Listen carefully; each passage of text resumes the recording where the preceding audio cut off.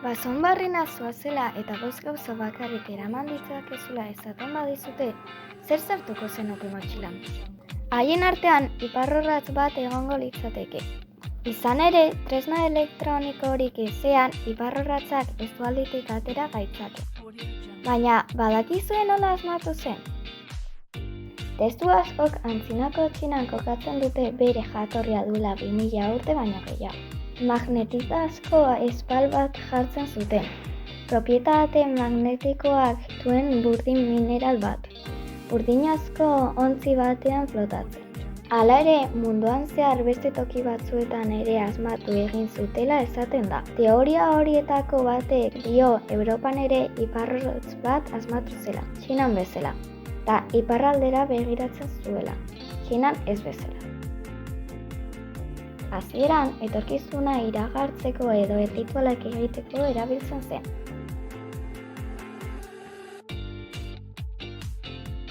Hamabosgarren mendean, magnetismoaren teoria oraindik oso garatua ez zegoenean, askok uste zuten indar paranormalek orratza mugitzen zutela.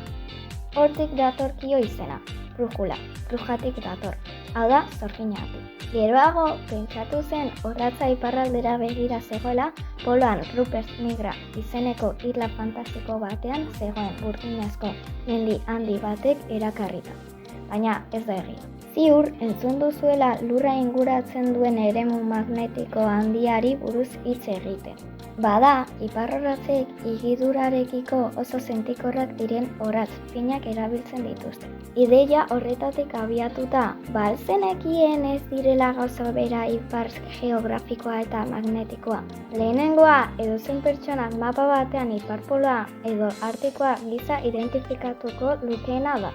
Bigarrenak, ordea, urtero aldatzen du bere posizioa. Oraintxe bertan Kanadan dago.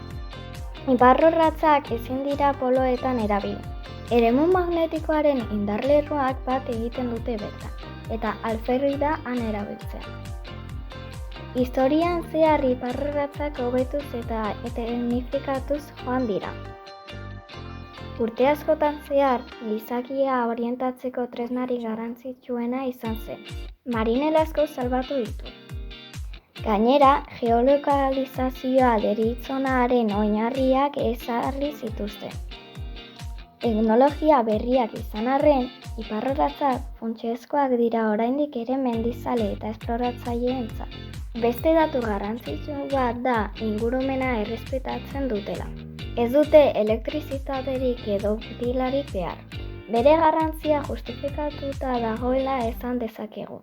Edo, zuek ez duzue inoiz iparra galdu?